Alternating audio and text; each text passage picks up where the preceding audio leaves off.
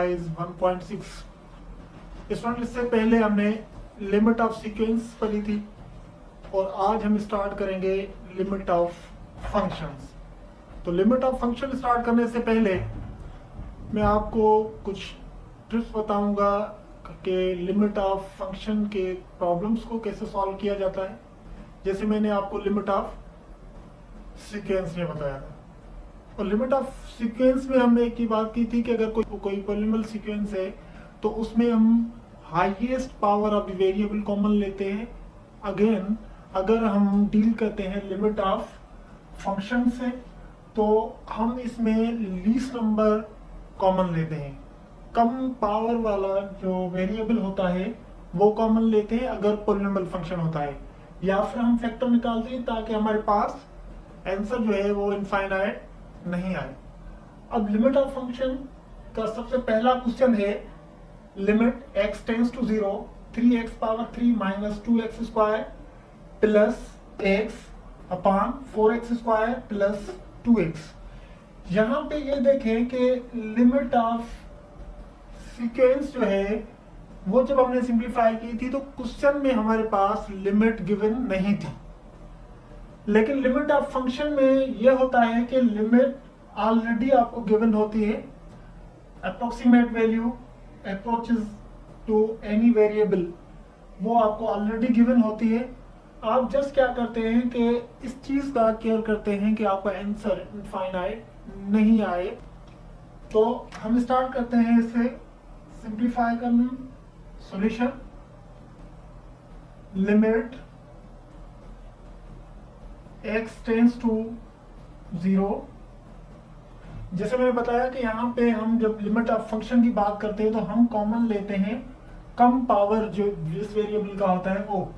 यहाँ पे x power 3 है, x पावर 2 है, x है, तो मैं न्यूमरेटर से x कॉमन लूंगा ताकि यहाँ पे बचेगा 3x square minus 2x plus 1 अपान, यहां से भी x कॉमन लूंगा तो बाकी यहाँ पे 4x प्लस 2। ये x इस x में कैंसिल हो जाएगा। अब देखेंगे ये कॉमन मैंने क्यों लिया, क्योंकि जब अगर मैं यहाँ पे डायरेक्टली लिमिट अप्लाई करता तो ये 0 0 और 0 न्यूमरेटर पूरा 0 बन जाता और डिनोमिनेटर अगेन 0 बन जाता। तो यहाँ पे आपके पास आता 0 अपान 0 और ये हमारे पास आंसर इसका आ जाता है इंफिनिटी। इसीलिए मैंने क्या किया है, इसे सिंप्लीफाई किया है। अब मैंने सिंप्लीफिकेशन के बाद हम देखते हैं कि अगर मैं लिमिट अप्लाई करूं यहाँ पे तो अगेन मेरे पास इंफिनिटी आंसर आता है या कोई फाइनाइट नंबर आता है। अगर फाइनाइट नंबर आ रहा है सॉल्यूशन के बाद, सिंप्लीफिकेशन के बाद अगर फाइनाइट आंसर आता है तो फिर मैं यहाँ पे लिमिट अप्लाई करूंगा, अदरवाइज अगेन मैं सॉल्यूशन पे सिंप्लीफिकेशन पे जाऊंगा। देखिए अगर मैं 0 अप्लाई करता हूं तो ये टर्म 0 बन जाएगी, यह टर्म 0 बन जाएगी, ये टर्म, तो बाकी यहाँ पे ऊपर न्यूमरेटर में बचेगा 1 और डिनोमिनेटर में बचेगा 2। तो हमने देखा कि यहाँ पे अब अप्लाई करने से, लिमिट अप्लाई करने से आंसर हमारा इनफाइनाइट नहीं आ रहा, तो हम क्या करेंगे, अप्लाई करेंगे limit x tends to 0 3x square minus 2x plus 1 upon 4x plus 2 applying limit, और लिमिट हमारे पास है x अप्रोचेस टू 0। जहां पे x है वहां पे हम 0 लिखेंगे, 0 का स्क्वायर माइनस 2 और यहाँ पे 0 प्लस 1 अपान 4 0 और प्लस 2। इसे जब मैंने सिंप्लीफाई किया तो सिंप्लीफाई करने पे मेरे पास न्यूमरेटर में 1 बचा और डिनोमिनेटर में 2, तो ये हमारे पास इसका आंसर आया। अब क्वेश्चन नंबर 2 हमारे पास है limit x approaches to 3 x square minus 9 upon x minus 3। अब देखिए अगेन अगर मैं डायरेक्टली x की जगह पे 3 रखता हूं तो यहाँ पे आ जाएगा 9 माइनस 9 0 और 3 minus 3 0, 0 divided by 0 infinite answer आ जाएगा। इसलिए मैं क्या करूंगा, इसका सॉल्यूशन, इसकी सिंप्लीफिकेशन में जाऊंगा। सिंप्लीफिकेशन इसकी ये है कि कॉमन तो मैं नहीं निकाल सकता क्योंकि यहाँ पे x है लेकिन यहाँ पे x नहीं है। तो अब इसे सिंप्लीफिकेशन पे ले जाएंगे तो लिमिट x अप्रोचेस टू 3, मैंने इस x स्क्वायर को रखा सेम और माइनस इस 3, इसे मैंने 9 को 3 का स्क्वायर कर दिया तो 3 raise to the power 2 is equal to 9 होता है अपान x माइनस 3।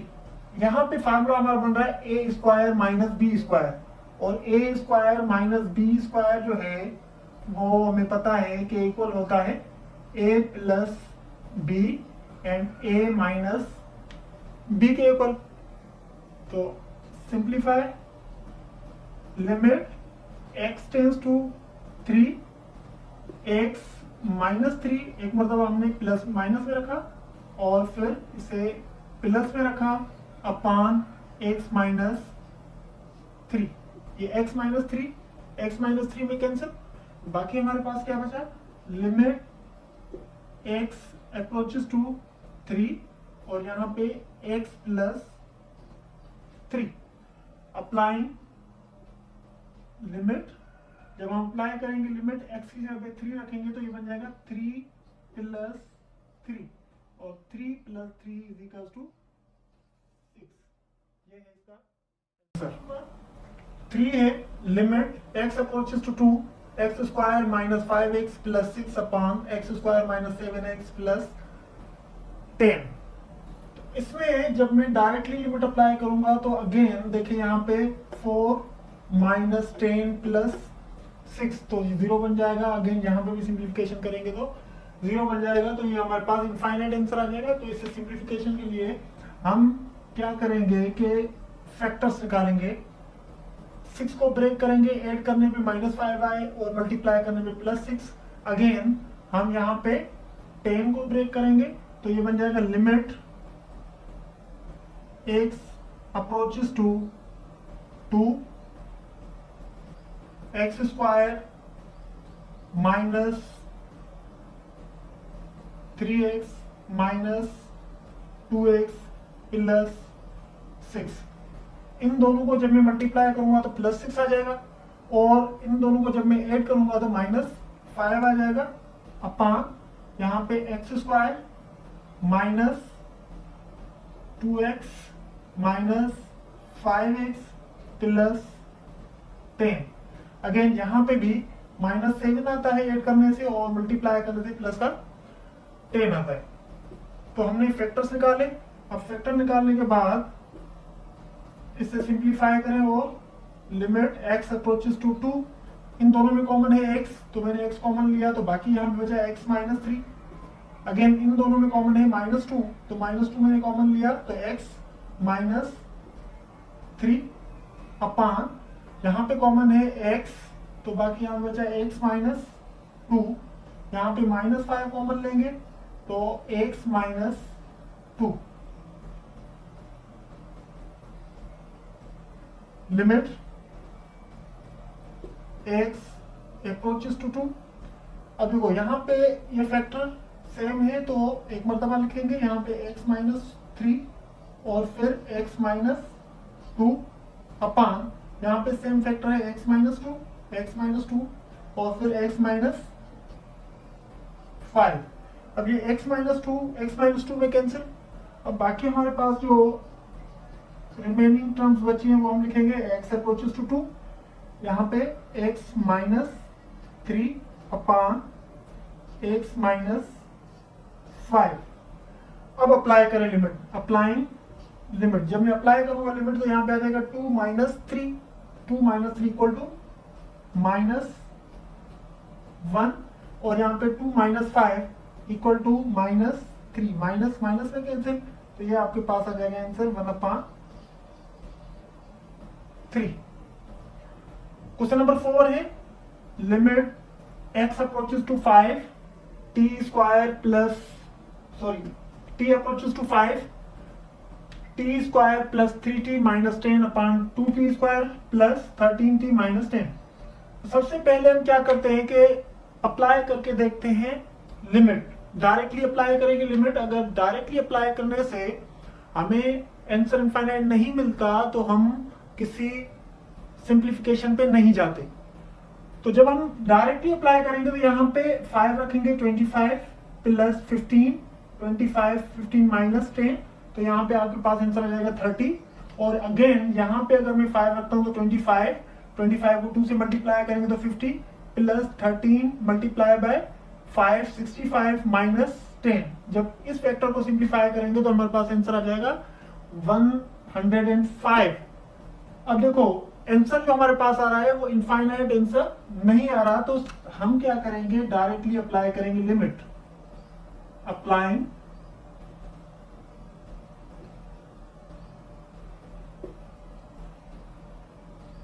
लिमिट। जब अप्लाई करते हैं लिमिट तो ये बन जाएगा 5 whole square plus 3 into 5 minus 10 upon 2 into 5 whole square plus 13 into 5 minus 10। और यहाँ पे 25 प्लस 15 माइनस 10 और यहाँ पे 50 प्लस 65 माइनस 10।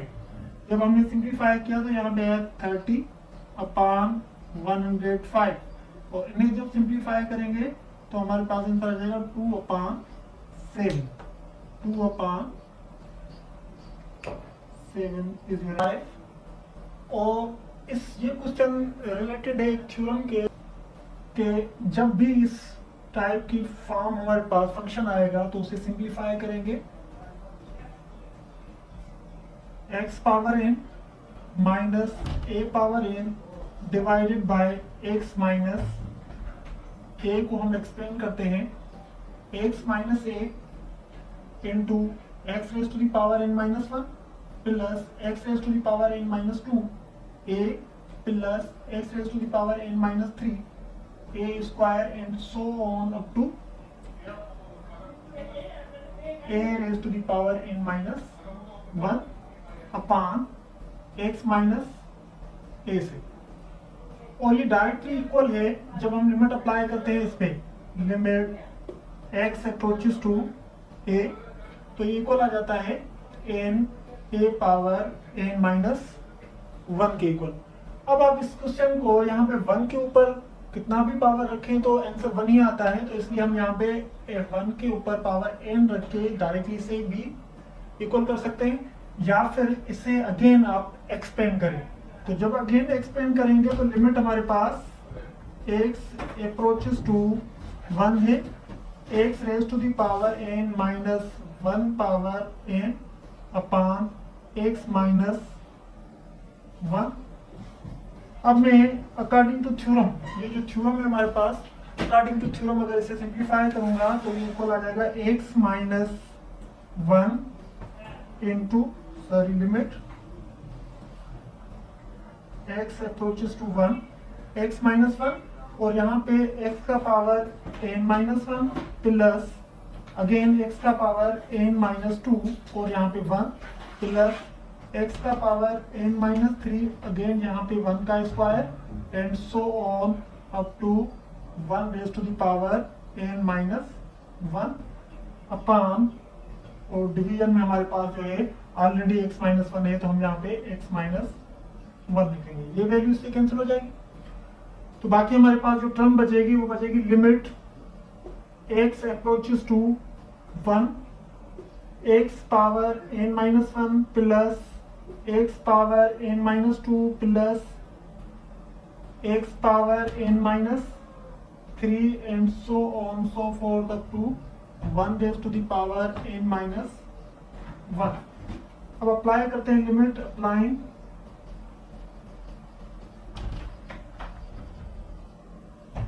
लिमिट, जब हम अप्लाई करेंगे लिमिट तो जहां पे x है वहां पे 1 करना है हमें, तो हमने जब अप्लाई की लिमिट तो यहाँ पे आ जाएगा 1 plus 1 plus 1 and so on up to nth time 1। n time 1, जब हम इसे सिंप्लीफाई किया तो हमें पता है कि जब भी 1 को nth टाइम ऐड करते हैं तो वो n के इक्वल आ जाता है। और यहाँ पे हमने वही सेम फॉर्म a जो आपकी लिमिट है उसके ऊपर पावर n-1 रखेंगे तो आपके पास 1 ही आ जाएगा। तो आपको लिखने की जरूरत नहीं है, आप यहाँ पे इसका आंसर लिखेंगे। 6 है वो रिलेटेड टू स्क्यूज थ्योरम जो हमने ड्राइव किया है, उस स्क्यूज थ्योरम पे हम इसे सिंप्लीफाई करेंगे। और हमने वो स्क्यूज थ्योरम जो है अच्छे से समझा हुआ है कि वो यूज कैसे किया जाता है। जब लिमिट आपके पास हो, limit x approaches to 0 sine x upon x is equals to 1 के इक्वल होता है।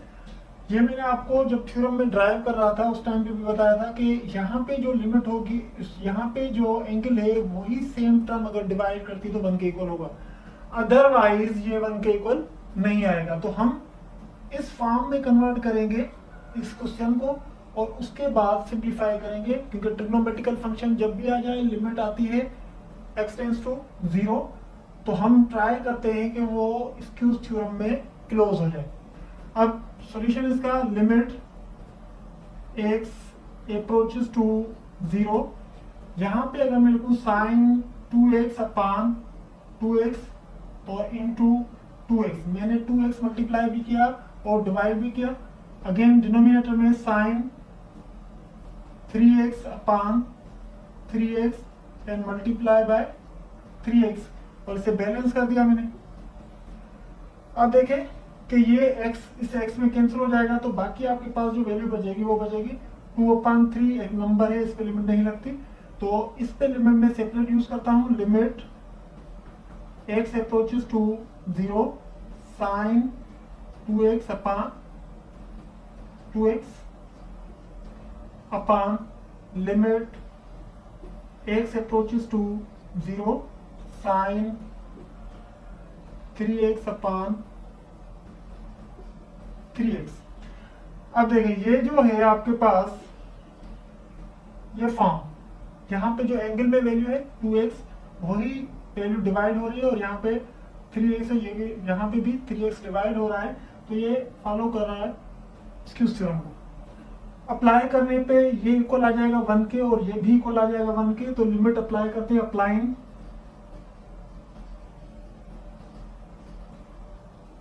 लिमिट, जब मैं लिमिट अप्लाई करता हूं तो आंसर आ जाएगा 2/3, क्योंकि ये 1 के इक्वल आ जाएगा और ये भी 1 के इक्वल आ जाएगा, तो आपके पास बाकी जो आंसर बचेगा वो बचेगा 2/3। देखिए ये भी ट्रिग्नोमेट्रिकल फंक्शंस में है, तो ये कहीं ना कहीं पे जाके कन्वर्ट हो जाएगा स्क्यूज में थ्योरम में।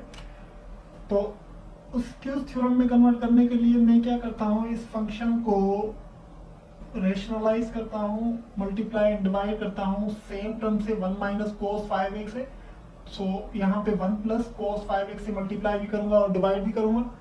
अगेन यहाँ पे 1 माइनस कोस 7x है, तो मैं इससे इस टर्म को 1 प्लस कोस 7x मल्टीप्लाई भी करूंगा और डिवाइड भी। तो 1 माइनस कोस 5x सेम रहा, मैंने इस टर्म को मल्टीप्लाई भी किया और डिवाइड भी किया। 1 plus cos 5x upon 1 plus cos 5x।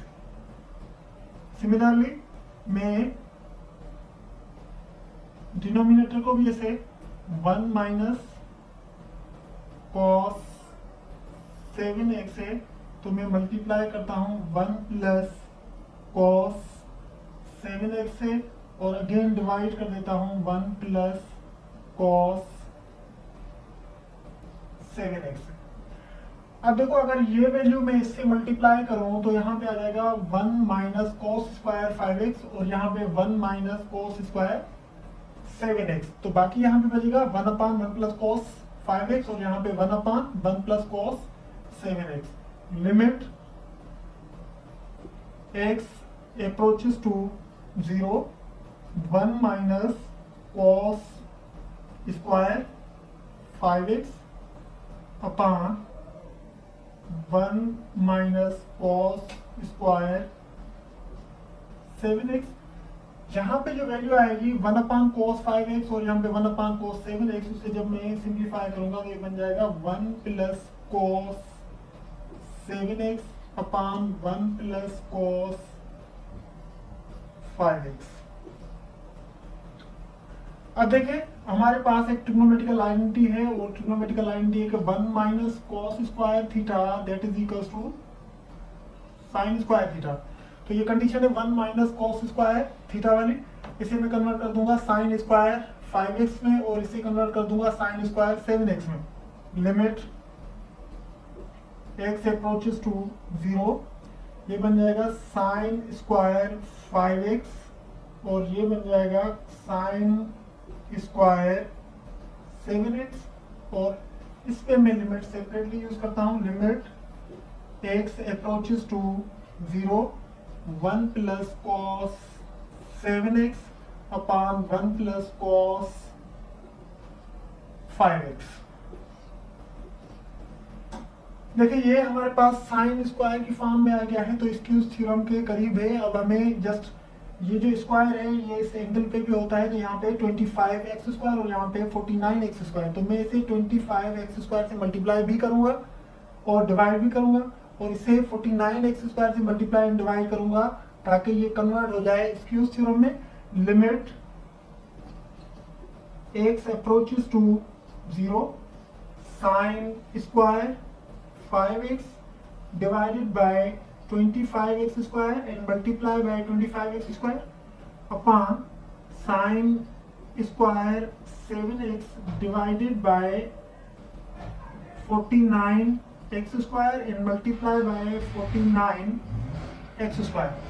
और यहाँ पे लिमिट x approaches to 0, और ये 1 plus cos 7x upon 1 plus cos 5x रहेगा एज इट इज सेम। यहाँ पे एक्स स्क्वायर में कैंसिल, और अगर मैं लिमिट अप्लाई करता हूँ इस पे सेपरेट और इस पे सेपरेट, तो ये इक्वल आ जाएगा 1 के, और अगेन ये भी इक्वल आ जाएगा 1 के। तो यहाँ पे बचेगा 25/49, और यहाँ पे जब लिमिट अप्लाई करूंगा तो ये बन जाएगा 1 प्लस cos 7 और ये 0, cos 0 इक्वल होता है 1 के, तो 1 plus 1 upon 1 plus 1 equal to 2/2।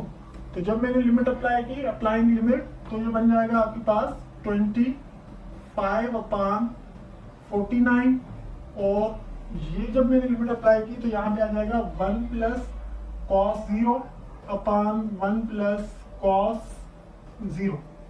तो ये 25/49, और हमें पता है कि cos 0 इक्वल होता है 1 के, तो 1 प्लस 1 अपॉन 1 प्लस 1, ये वैल्यूज आ गई, ये दोनों कैंसिल हो जाएंगे। तो 25/49 और 25/49 को होल स्क्वायर में अगर लिखेंगे तो 5/7 होल स्क्वायर, ये रहेगा इसका आंसर।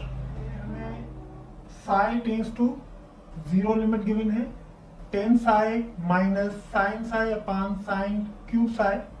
तो हमें पता है कि जब भी ट्रिग्नोमेट्रिकल फंक्शन होता है वो मोस्ट प्रोबेबली कन्वर्ट होता है स्क्यूज थ्योरम में।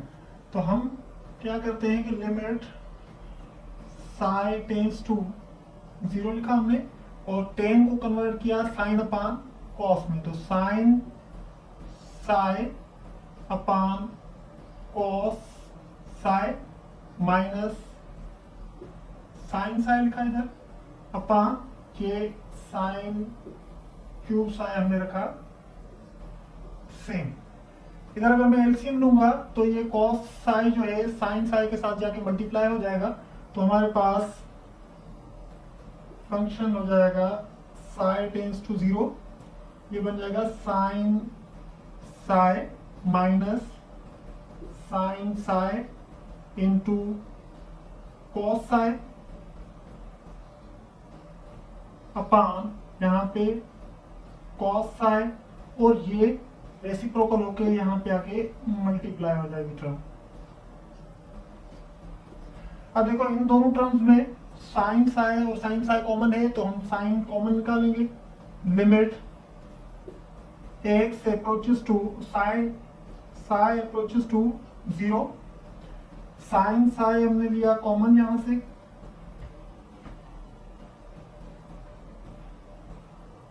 साइन साई हमने लिया कॉमन, तो बाकी यहाँ पे बचेगा 1 माइनस कॉस साई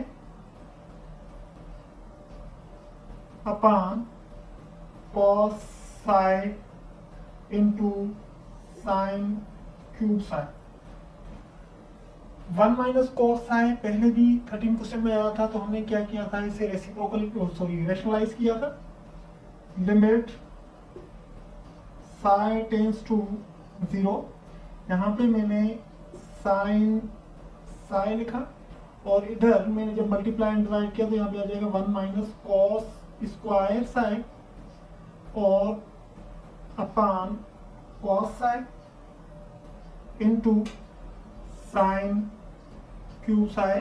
और इससे जो मैंने मल्टीप्लाई किया 1 माइनस कॉस साई को, तो उसे बैलेंस करने के लिए मैंने यहाँ पे डिवाइड भी करना है 1 प्लस कॉस साई। अब देखिए ये 1 माइनस कॉस स्क्वायर थीटा के इक्वल है, तो 1 minus cos square theta equal होता है साइन स्क्वायर के, तो यहाँ पे इसका आंसर आ जाएगा साइन स्क्वायर। तो लिमिट 1 से अप्रोचेस टू 0, ये बन जाएगा साइन स्क्वायर और यहाँ पे बन जाएगा sign cube Sai into upon sign cube Sai cos psi multiply by 1 upon 1 plus cos psi. ये साइन क्यूब साई में कैंसिल हो जाएगा, तो बाकी हमारे पास जो फंक्शन बचा वो बचा लिमिट साई अप्रोचेस टू 0 और 1 अपान कॉस साई इंटू 1 अपान 1 प्लस कॉस साई। अप्लाई करते हैं लिमिट, अप्लाइंग लिमिट,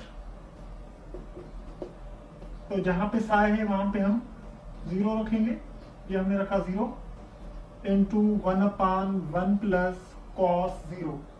और ये हम जानते हैं कि कॉस 0 इक्वल होता है 1 के, तो 1 अपान 1 इंटू 1 अपान